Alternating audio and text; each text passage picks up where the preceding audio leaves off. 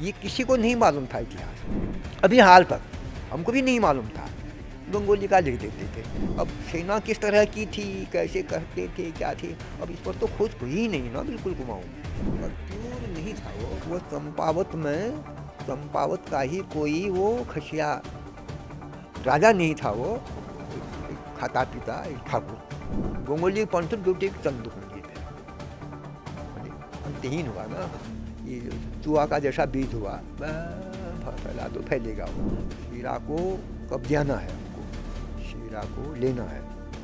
तो अगर तुम ये काम कर देते हो तो तुमको हम मंत्री बनाएंगे। लिखते कहाँ थे, किससे कहानियों में यहाँ वहाँ, इतिहास तो किसी ने लिखा ही नहीं ना।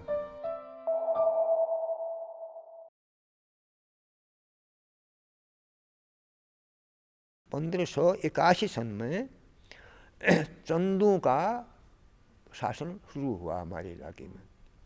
चंद चंद लोग चंपावत में आए थे, जब भी आए होंगे सातवीं सातवीं शताब्दी के आसपास आए। सोमचंद कहते हैं पहले राजा था वो, और झूंसी से आया कहते हैं, इलाहाबाद के पास झूंसी एक गांव है, वहाँ से आया वो। तो उसका भी यही था, वो अपने साथ एक ब्राह्मण को लाया, एक रसोइये को लाया, एक ढोल गाड़ बजने को लाया, ढोल बोल बजाने वाले को, उसको औरतें भी आई होंगी, ब्राह्मणों की औरतें भी आई, उसको उसने चंपावत में बिठाया। जगह जगह वो गांव बसे वहाँ। तो शुरू शुरू में राजा का किस तरह का सेटअप है ये चंपावत में मिलता है आज भी। तो तो वहाँ चला ये 8वीं 9वीं 10वीं 11वीं 12वीं 13वीं 14वीं तक चला। 1456 या भी मैं ठीक से भूल रहा हूँ उसको, 1456 या में बालो कल्याण चंद का एक राजा हुआ, बालो कल्याण चंद। उसको लगा कि चंपावत को हमें राजधानी विस्तार करना चाहिए, तो अल्मोड़े आया वो। तो अल्मोड़े में उन्होंने राजधानी बनाई। तो राजधानी एक आध दिन में तो बनती है नहीं, कई वर्ष लगे उसमें। तो उन वर्षों में वो अल्मोड़ा भी काम करते थे, चंपावत भी करते थे, आवत जावत रहती थी। बिल्कुल वैसा ही हुआ जैसा आजकल हो रहा है, गैरसैंण में भी काम हो रहा है, देहरादून में भी हो रहा है, हर जगह ऐसा ही होता है। ऐसे मुग़लों के समय में आगरा में भी काम होता था, दिल्ली में भी काम होता था, ऐसे हर जगह का। अंग्रेज़ों ने बंगाल में भी काम किया, बाद में वो दिल्ली आए। तो ये सिस्टम है, अपने आप बन जाता है। तो इस तरह का हुआ। तो अल्मोड़े में उन्होंने सेटअप बनाया। अब ये उसके बाद उसके बाद एक राजा हुआ वही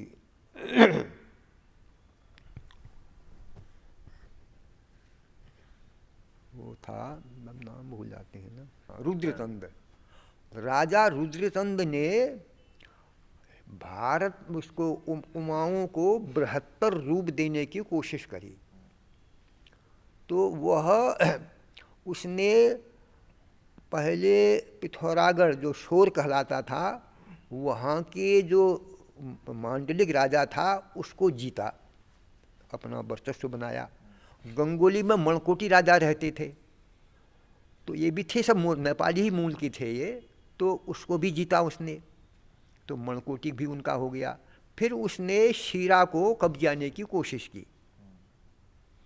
शीरा के लिए बहुत संघर्ष हुआ।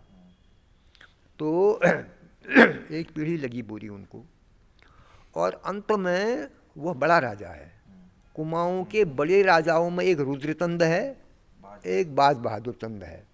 तो रुद्रचंद ने शीरा को जीता, और पुरखू पंथ, पुरुषोत्तम पंथ नाम का एक ब्राह्मण था, उसको सेनापति बनाऊंगा तुझे, तू पहले शीरा को मदद कर, शीरा को कब्जाना है हमको, शीरा को लेना है। तो अगर तुम ये काम कर देते हो तो तुमको हम मंत्री बनाएंगे, जागीर देंगे, सम्मान होगा तुम्हारा। ये किया। तो रुद्रचंद ने 1800 माने 1581 में शीरा को जीता, उसकी पंथ की मदद से। वह पंथ बेरीनाग के पास एक गांव है गरों, गरों का था वो पंथ। ये किसी को नहीं मालूम था इतिहास में। हाँ, वह अभी हाल तक हमको भी नहीं मालूम था। गंगोली का लिख देते थे, गंगोली का पंथ, गंगोली का पंथ। गंगोली का पंथ इसलिए कहते हैं कि गंगोली में पंथों का बहुत बड़ा जमावड़ा है। गंगोली पंथ दुटिक चंद को निर्भया, मानी अंतहीन हुआ ना, ये चूहा का जैसा बीज हुआ, फैला दो फैलेगा वो। तो इसीलिए गंगोली जो है वह गंगोली हाट के इलाके से मान उसका अंदाज होता है कि ये है गंगोली। तो उसको पंथों को, पुरखों पंथों को भी गंगोली का लिख देते थे। लिखते कहाँ थे, किससे कहानियों में यहाँ वहाँ, इतिहास तो किसी ने लिखा ही नहीं ना। तो इधर खोजते खोजते खोजते खोजते मिला, तो हमको मिल गया वो डेट मिल गई 1800 नहीं 1600 नहीं 1581 में शीरा को सरेंडर किया उसने। अब ये बार बार दो तीन दिन कह रही है ना, आपको सही उतारना पड़ेगा उसमें, नहीं तो गड़बड़ हो जाएगा। 1581 डेट है वो। अच्छा वो तब पुरुषोत्तम पंत ने उसको मदद की, उसके उसके नेतृत्व में सेना ने कब्जाया। अब सेना किस तरह की थी, कैसे करते थे, क्या थे, अब इस पर तो खोज हुई ही नहीं ना बिल्कुल कुमाऊँ में। वही नहीं, पता नहीं कैसे लड़ते थे, क्या करते थे, क्या खाती थी सेना, कुछ नहीं मालूम। एक तो जो आप पहले सबसे पहले कह रहे हो ना, इलाहाबाद से झूसी से एक राजा आया हाँ और यहाँ उसको जागीर दी, कत्यूरों ने जागीर दी, ना या फिर वो ना ना, कैसे बसा हो? पत्यूरी ने नहीं दी जागीर। अच्छा। वहाँ अब एक इसकी कहानी ऐसी भी चलती है ना कि कत्यूरी राजा ने अपनी बेटी की शादी करी, इस तरीके से भी चलती है एक कहानी। उनसे जो झूसी से सबसे पहले चंद राजा आया, उसकी एक कहानी ऐसी चलती है कि मतलब इतिहास वाले में ही कहीं पर को मैं कुछ चीज़ें पढ़ रहा था कि झूसी से जब चंद राजा आया तो उसकी शादी हुई एक कत्यूर के राजा की बेटी से। कत्यूर नहीं था वो चंपावत में, चंपावत का ही कोई वो खसिया राजा नहीं था वो एक खाता पीता एक ठाकुर। ये जब राज्य हम कहते हैं तो ऐसे राज्य नहीं थे ना, बड़े बड़े किंगडम ऐसे नहीं थे पहाड़ में। वो था, और वो वहाँ का बड़ा खाता पीता, खूब गायें थी उसके पास, खूब भैंसें थी, खूब खेती बाड़ी थी, वर्चस्व था उसका। तो कैलाश मानसरोवर जाने के लिए आया वो, वहाँ ठहरा। अब ठहरा तो अंदाज के लाया यहाँ वहाँ, तो लड़की बड़ी अच्छी थी उसकी। तो उसने सोचा कि ये आदमी बड़ा अच्छा है, दूर से कैलाश मानसरोवर के लिए आ रहा है, देखने छोड़ेगा, डील जोल का बढ़िया है, तो हमारी लड़की की शादी हो जाए तो अच्छा ही है। तो उसने शादी दे दी उसने लड़की, वो बस गया वहीं। तो उसके बाद क्या हुआ, जमजमाव हुआ उसका।